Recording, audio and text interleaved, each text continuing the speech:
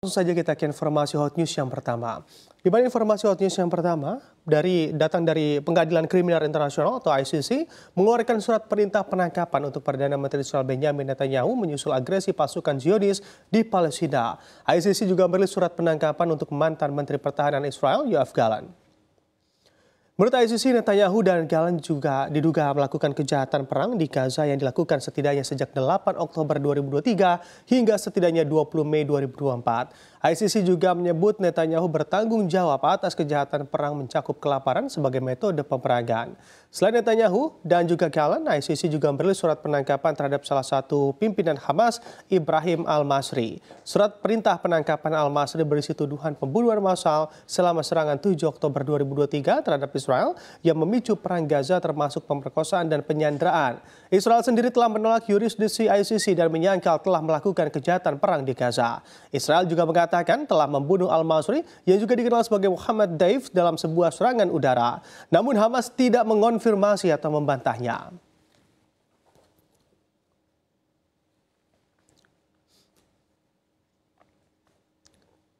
Dan kita ke informasi selanjutnya. Informasi selanjutnya datang dari Rusia yang mana dilaporkan menembak rudal balistik menengah hypersonik ke Ukraina pada hari Kamis waktu setempat.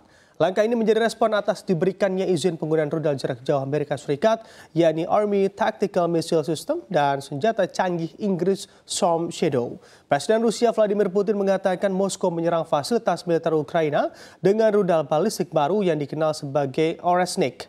Ia juga memperingatkan akan lebih banyak lagi rudal yang dapat menyusul, bahkan dirinya menyebut perangnya dengan Ukraina saat ini sudah mengindikasikan unsur-unsur karakter global karena ada provokasi dari Barat. Putin juga menegaskan Moskow siap dengan skenario apapun dalam konfrontasinya dengan Kiev dan juga Amerika Serikat.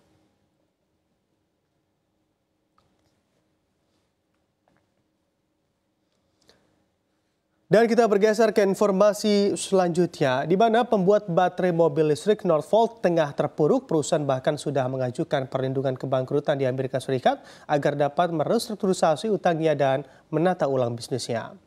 Pengajuan perlindungan kebangkrutan akan memungkinkan Northvolt untuk mengakses sumber pendanaan baru termasuk sekitar 145 juta dolar Amerika Serikat dalam bentuk agunan tunai.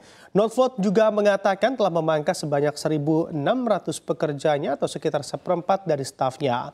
Perusahaan juga menangguhkan perluasan lokasinya karena memang berjuang dengan keuangan yang sulit dan permintaan yang melambat. Northvolt dilihat sebagai landasan upaya Eropa untuk mengejar ketertinggalan dari China dan Amerika Serikat dalam produksi sel baterai, komponen penting dari mobil dengan emisi rendah atau mobil listrik. Sejauh ini Eropa hanya menyumbang 3% dari produksi sel baterai global, tetapi telah menargetkan 25% pasar pada akhir dekade ini. Sebelumnya, gangguan perusahaan juga telah melebar ke penundaan produksi mobil listrik sejumlah pabrik. Pada bulan Mei lalu, hal ini menyebabkan produsen mobil BMW membatalkan pesanan senilai 2,2 miliar dolar Amerika Serikat.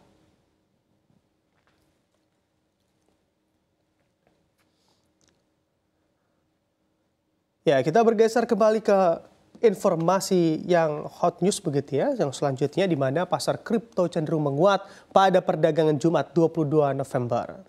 Bahkan untuk Bitcoin tampak kembali membentuk all-time high atau ATH pasca Ketua Komisi Sekuritas dan Bursa Amerika Serikat SEC Gary Gensler akan menyerahkan jabatannya pada Januari 2025. Lonjakan harga Bitcoin dan juga kripto lainnya terjadi bersama dengan berita dari Gary Gensler. Dilansir dari Cointelegraph.com, Gary Gensler telah mengumumkan bahwa dirinya akan menyerahkan jabatannya pada 20 Januari 2025 pada hari ketika Presiden terpilih Donald Trump kembali ke Gedung Putih. Selama kampanye Presiden, Trump berjanji untuk memecat Gensler jika dirinya memenangkan pemilu pada 5 November. Dalam konteks yang sama, Trump juga berjanji untuk menjadikan Amerika ibu kota kripto dunia jika dirinya berhasil kembali ke Gedung Putih.